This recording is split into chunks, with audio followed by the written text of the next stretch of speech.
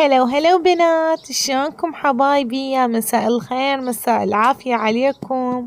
شلونكم حبايبي؟ إن شاء الله بألف خير. وكان ينزل لكم فلوج أول ما بلشنا بنات خبز، وكانت الساعة 10 الصبح بنات. الأجواء تخبل وجاي تشوفون وتسمعون زقزقة العصافير. صوتي ما أعرف إيش بيه. العفو حبايبي. بنات الأجواء فعلا بوقتها كانت تريح النفس والبال، يعني كان المنظر خضار قدامي وزقزقة العصافير اللي هسه انتو جاي تسمعوها، وصوت التنور والخبز الحار. يعني ما اعرف. سحقنا واحنا بعدنا بداية الفيديو. يعني بنات الأجواء إلا خنفشارية. تخيلوا احنا الاجواء يمنا بالريف، ولو هي بنات يعني بعد ماكو ريف احنا يمنا، لان مثل ما نقول اصبحت ولاية. يعني البيوت والاجواء كل شي مختفي بنات، ما تحسون باي ريف. يعني بس مجرد انه مكان مفتوح، وراح تشوفون بكل مكان اكو شي لونه أخضر. يعني مثل ما جاي تشوفون أو مثل ما جاي تسمعون إنه أنا إيش جاي أقول لكم. يعني فعلا بنات بس من تطلعون راح تشوفون الخضار.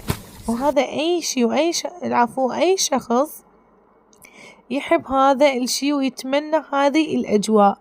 بس اختفت أجواء الريف، اختفت قبل، راحت.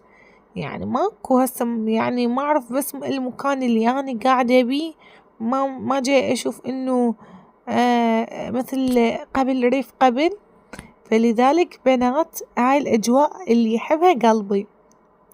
كملت الخبز بخير وسلامة، ولو هي أجواءنا صايرة حر مو طبيعي. بالرغم احنا هسه بشهر الرابع، بس الحر بنات ما ينوصف، وخاصة ويل تنور يا يابا إلا قتال.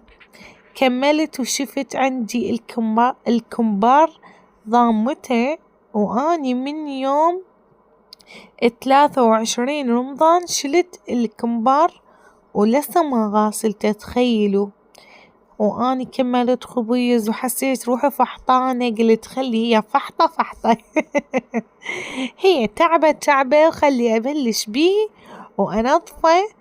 وبعد ما افكر واقول انا وراي ولازم اغسله، لان انا اذا شي وراي ما ارتاح لمن انظفه واكمله. يلا وهسه فرشته، واجا زوجي المنقذ قال يعني اكيد ما راح يوقفني وحدي، وبلشنا انا وياه جلف، وهو يرش وانا اجلف، وهو يجلف وانا ارش، وهكذا.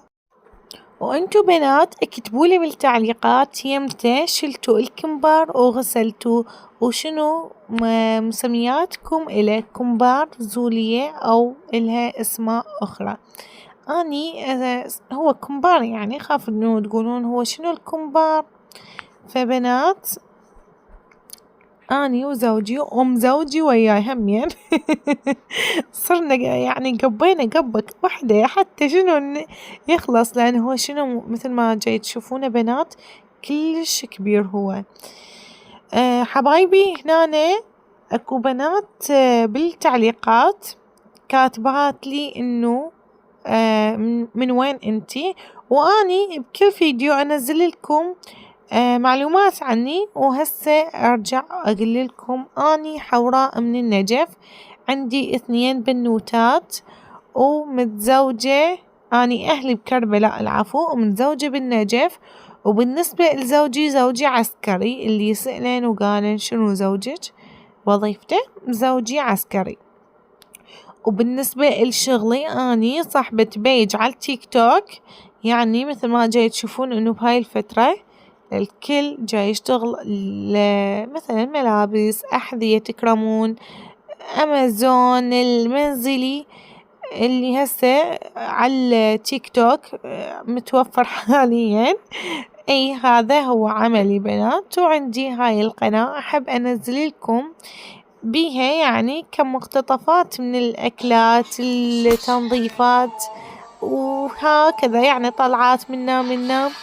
وهنا بنات أني مصورت لكم فيديو ظريف خفيف قصير، وأحب أقول لكم وصلنا لنهاية الفيديو. خلوا لايك وشاهدوا ما تبقى من الفيديو. باي باي.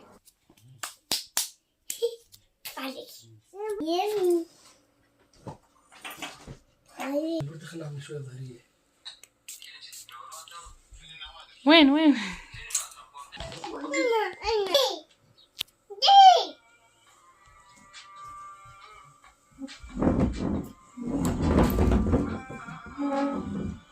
رفع.